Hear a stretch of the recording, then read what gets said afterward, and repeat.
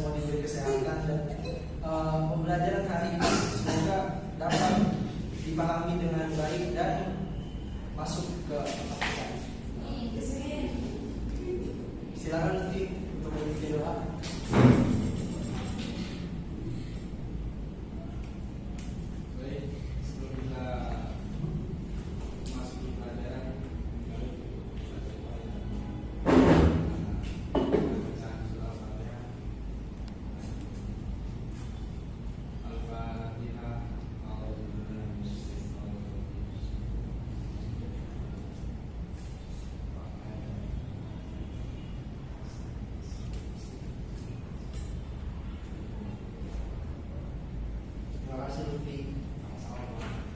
Sebelum kita memulai, marilah kita absen dulu. Yang pertama, Isni Vicky. Hadir Mas. Lutfi. Baik Pak. Suci. Hadir Pak. Berfikria. Hadir. Anaba. Hadir Pak. Ya baik. Ada yang tahu pembelajaran sebelumnya? Vicky.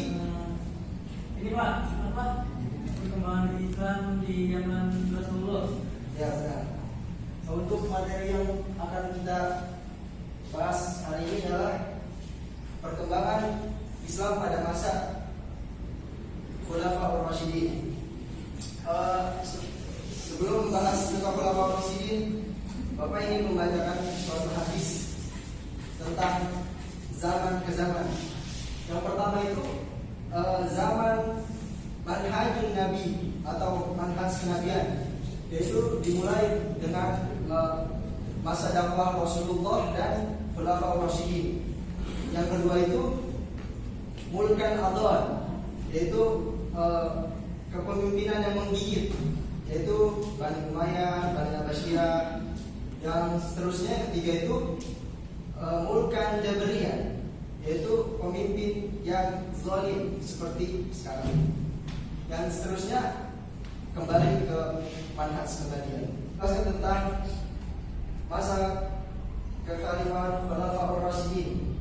Khulafaur Rasyidin ada yang tahu berapa anak? Udah tahu Pak. Berapa?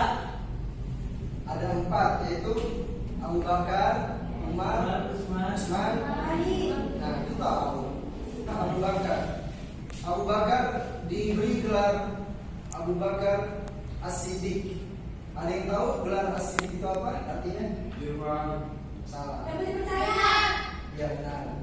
Benar, Itu betul. dapat dipercaya dan benar karena kenapa dia diberi gelar As-Siddiq? Karena dia yang membenarkan berita tentang Isra Mi'raj Nabi Muhammad SAW. Abu Bakar ini diangkat setelah Rasulullah wafat. Ketika itu terjadilah musyawarah antara kaum Muhajirin dan Ansor. Ketika itu kaum Muhajirin tidak sependapat bahwa Abu Bakar ini diangkat menjadi khalifah, sedangkan Ansor itu sependapat untuk Abu Bakar dijadikan khalifah. Lalu diberilah jalan musyawarah. Kemudian Abu Bakar diangkat, dibaiat menjadi khalifah atas kesepakatan musyawarah tersebut. Saya ingin menjelaskan tentang peran Abu Bakar dalam kekhalifahan dan dakwah Islam. Yang pertama, setelah Abu Bakar diangkat menjadi khalifah, muncullah banyaknya orang Islam yang murtad, yang tidak mau membayar zakat, terjadinya nabi-nabi palsu. Pada zaman Abu Bakar ini, Abu Bakar mengambil kebijakan untuk membasmi nabi-nabi palsu tersebut dan menghukum siapa saja yang tidak ingin membayar zakat dan melanggar syariat Islam. Setelah itu Abu Bakar hanya memerintah selama 3 tahun, kemudian dia sakit lalu meninggal. Kemudian khalifah yang kedua, yaitu Umar bin Khattab, yang diberi gelar Al-Faruq. Apakah ada yang tahu anak-anak?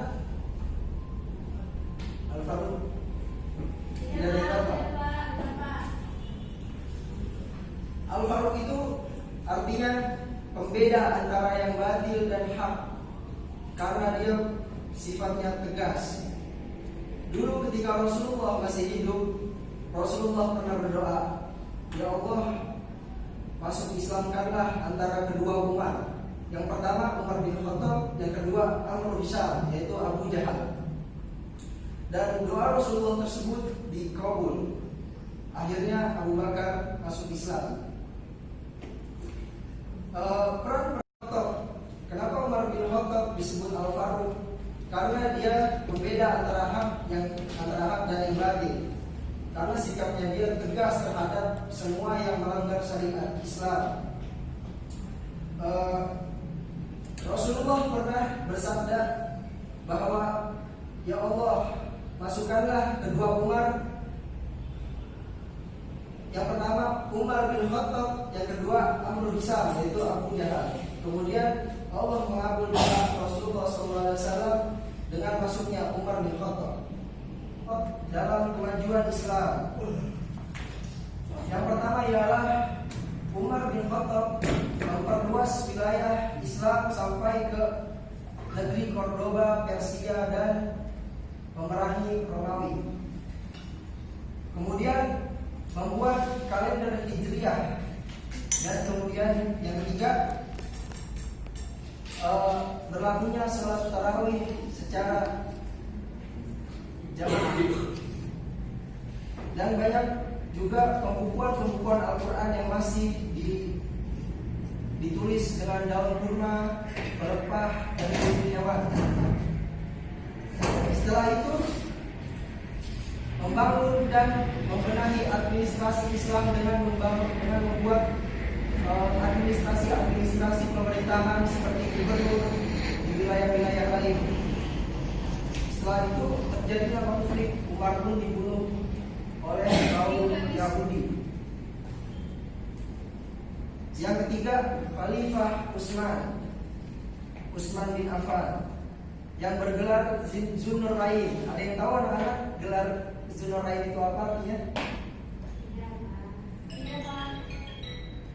Dzunurain itu ialah dua cahaya, karena Utsman bin Affan diapit oleh dua cahaya, yaitu Ruqayyah dan Ummu Kulsum. Ia dinikahkan dengan anak-anak baginda Nabi besar sallallahu alaihi wasallam. Peran Utsman bin Affan sangat berarti bagi Al-Quran, karena dia yang mengkodifikasi dan membukukan Al-Quran yang sebelumnya berserakan di pelepah kurma, di kulit-kulit hewan, dan lain-lainnya. Kemudian dia membangun Masjidil Nabawi. Ia renovasi kembali. Setelah itu terjadilah konflik peperangan antara kaum yang membela Utsman dan kaum yang membela Ali bin Abi Thalib. Muncullah di sini mulai Khawarij, Syiah, dan Sunni. Terjadilah perang Jamal. Kemudian Utsman bin Affan meninggal, dibunuh. Lalu umat muslim pada saat itu mengangkat Ali bin Abi Thalib sebagai khalifah yang keempat. Ali bin Abi Thalib bergelar Babul Ilmi. Ada yang tahu anak-anak gelar Babul Ilmi? Ya benar, Lutfi. Ali bin Abi Thalib diberi gelar Babul Ilmi karena dia kemampuannya yang sangat apik dalam menyampaikan suatu ilmu. Dia tidak pernah menyembah berhala dan tidak pernah membuka auratnya. Di saat masa Khalifah Ali bin Abi Thalib terjadi perang Jamal dan perang Siffin. Kemudian Ali bin Abi Thalib dibunuh oleh kaum Khawarij yang membela Muawiyah. Ali bin Abi Thalib memerintah selama 5 tahun. Ya anak-anak, apakah sudah mengerti? Ya. Kesimpulannya, Khalifah Rasyidin terdapat pada zaman setelah Nabi dan dipimpin oleh 4 khalifah, yaitu Abu Bakar, Umar bin Khattab, Utsman bin Affan, dan Ali bin Abi Thalib. Setelah itu barulah kerajaan-kerajaan Bani Umayyah, Bani Abbasiyah, dan seterusnya. Paham anak-anak? Ya. Marilah kita tutup pembelajaran hari ini dengan membaca doa kafaratul majlis.